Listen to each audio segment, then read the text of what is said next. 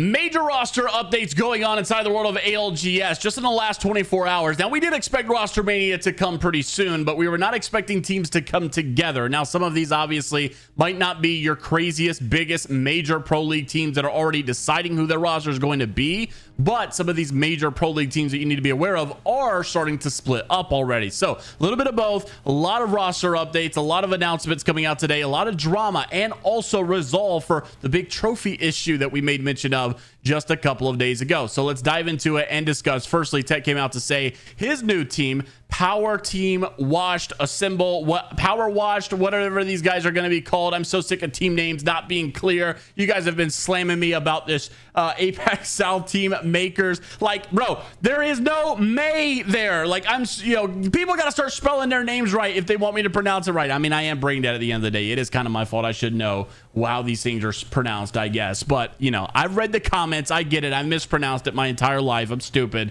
But also, these teams have got to do a better job at spelling their name correctly and using correct pronunciation if they want to have this resolved. Use the English alphabet that has been given to you to use the proper letters to have these team names pronounced correctly. I mean, yeah, still my fault. I'm an idiot, but so my bad. But still, anyways, TeQ's new team has been announced according to TeQ. I love this, man. This is a trip down memory lane. They're going to write it out once again. It is TeQ, it is Panders, it is Albralelie, and it is Rambo. Now, according to the comments, who's the sub? Who's the coach? Panders would be the sub/coach. So it should be TeQ, Albralelie, and Rambo. This OG ride that, man, it's been years since we've seen this. And honestly, how do you not root? If you're an OG Apex ALGS fan, how do you not root for a team like this? Like, I get it. I know that everybody's going to say, well, these players haven't shown us any proof that they're worthy to be here or there or whatever. But how do you not get behind a team like this? A bunch of people that in the scene that have proven themselves in the past and are trying to do it again. It is a bunch of outcasts coming together to form an alliance. I mean, dude, I just want the success for this team.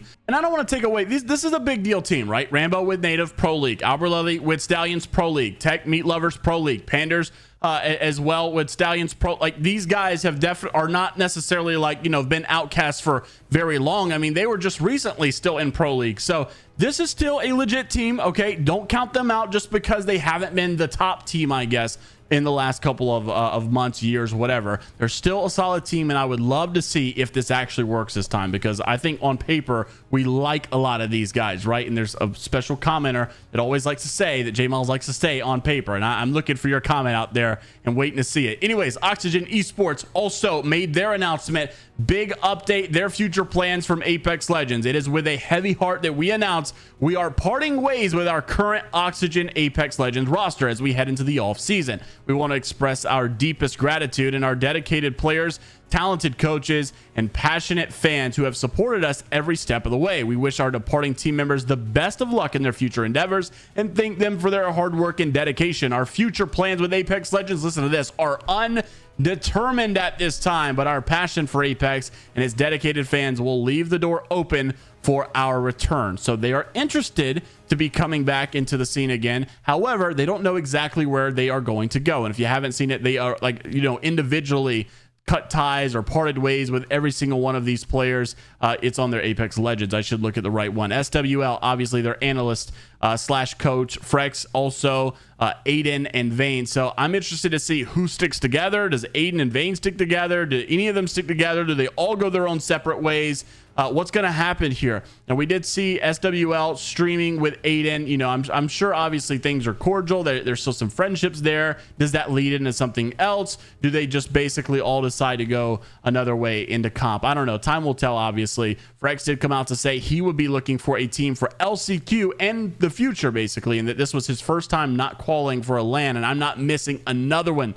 DM me. So I'm very, very interested to see where Frex's goes, and I'm glad to see he's still competing. Obviously, this guy's been in the scene for quite a bit. He's still got the passion, and a lot of people in his position, I will just go ahead and say it, I feel like a lot of people in his position would probably call it quits and maybe decide to hang it up. But this guy's still got the passion flowing, and I'm interested to see where this goes in the future. Also, not the only one. Cobra came out, obviously, from CCE. Sadly, also looking for a team for LCQ and year 5.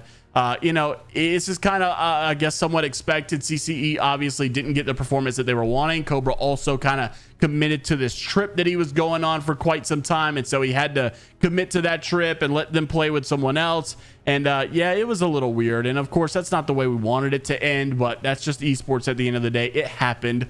Cobra is parting ways, or he's looking for a new team for LCQ and year 5. Kosi, hopefully, I mean, we all hope that there's a year 5, I guess, that the state Apex is going right now. Kosi also came out, obviously EEC team member, saying looking for 2 for LCQ and future events. Have a guaranteed LCQ spot in the winners bracket.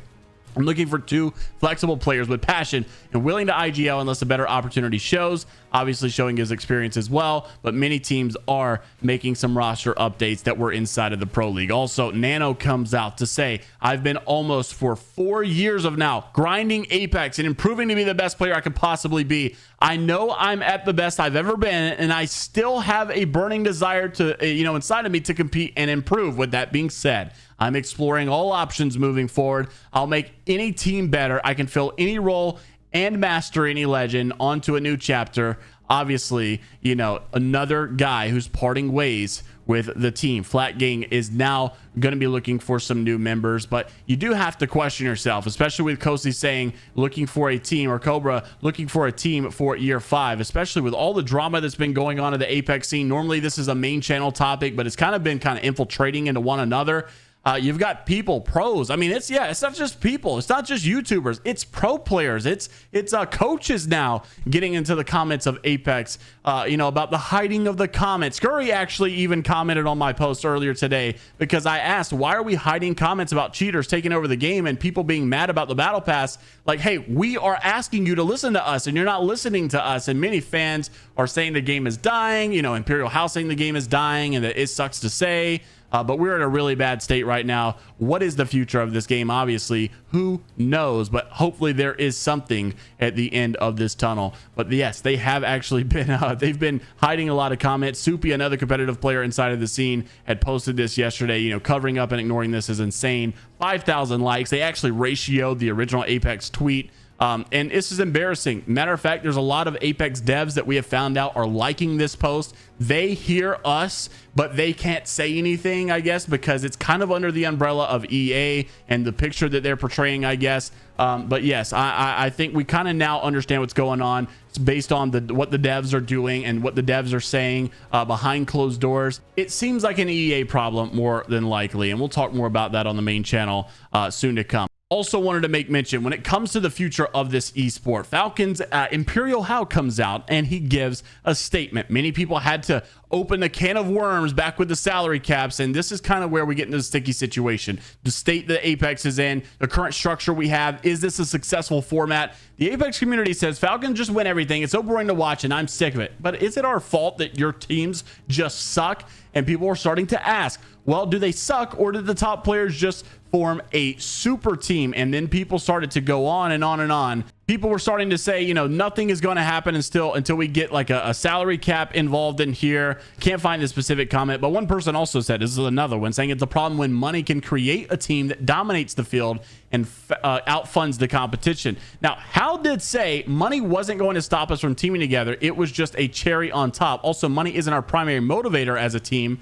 But I don't think he was saying that money was the primary motivator. It was just the fact that money does talk at the end of the day, and these guys were going to be put together one way or another because they had the funds to bring the best players, and these other teams obviously can't afford that. Like if Hal was given the opportunity of a double salary, or Jin Burton was given the opportunity of a double salary than what Falcons is giving, I'm sure it would make him turn his head a little bit. Obviously money talks at the end of the day, there's no denying that, but also these guys are not wanting more. They don't need more money. Of course, these guys make a killing, I'm sure. And so, yeah, I get what Hal's saying. Also, at the same time, money wasn't going to necessarily, I guess, maybe pull them away from one another. That wasn't what was stopping them from teaming with one another. But at the end of the day, I also think that, it was a price to pay that would have made somebody's head turn. And even to this day, would still make one of those 3 guys' heads turn, I think, if the price is right. That being said, it just goes to show you money can buy a super team. And is it unfair? Do we need these salary caps that people are saying? I don't think so. I think Hal makes a fair point. Look, at the end of the day, they are a team of 3 individuals that are equal to everybody else that came together and made a team, and they're the best. Simple as that. It's not like they are, in a field or in a league. It's not like that they are in, the pitching league and they've signed up for the Pee Wee League. This is all the same league, and you are required as a player to get better. You are required, just like they did. They weren't gifted any kind of skill that is just unfair. They worked for it. They got there. They built themselves there. They come together. Price is obviously something that, they get gifted because of that. And I don't know. I think, it's a fair point to make. There's a lot of excuses out there as to why, we're not a super team. Why are we not beating the Falcons? Why are the Falcons winning everything? Also, at the same time, as good as they are, it is possible you still get to land and Falcons don't win. I mean, that is a very possible thing to still happen. Let's not, forget who APAC North is. Let's not forget how good some of these other teams still are, and how esports in general is just a scenario where any given day you might not be your best, and any given day any team can win. It's just that simple. Upsets can happen. Now, a lot of people were kind of asking about this whole salary stuff. It brought into conversation, and Hal did go on to talk about salary and what the average salary actually is. And I'm pretty sure he was speaking about North America, because I don't think that some of these other regions are possibly getting paid as much. Maybe they are, maybe times have changed, but I don't think it was that way at least 2 years ago or so. I do think things have gotten a little bit better, but you can't even really bring salary caps into the conversation until all players are actually paid what they deserve. But here's what Hal had to say when it comes to the average salaries that people are getting, and obviously a little bit of a hint as to what they are getting. Roll the clip. Like, the average Apex salary is probably, for like NA, between like 3 to 6 or something like that, probably like 3 to 6 around there. But like, obviously there's like outliers up my team and like Sweet and Timmy and stuff like that. But I'd say the average is definitely like 3 to 6 or something like that, or maybe like 4 to 6. Listen, if you think getting paid 24K a year to play a video game is a lot, you are going to like shit yourself if you knew how like much like I get paid, or fucking like people in general to play video games. It's insane.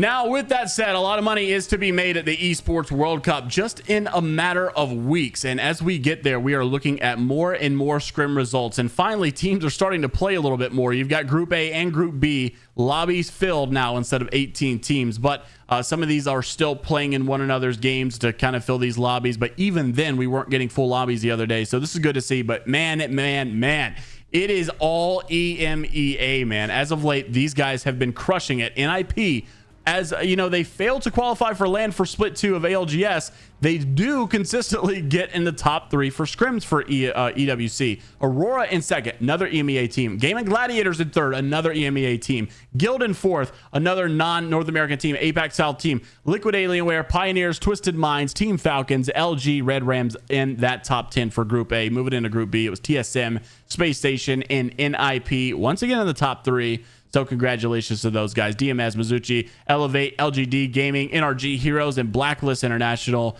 Interested to see how obviously these teams compete in the next couple of weeks. Also, just a little bit of an update.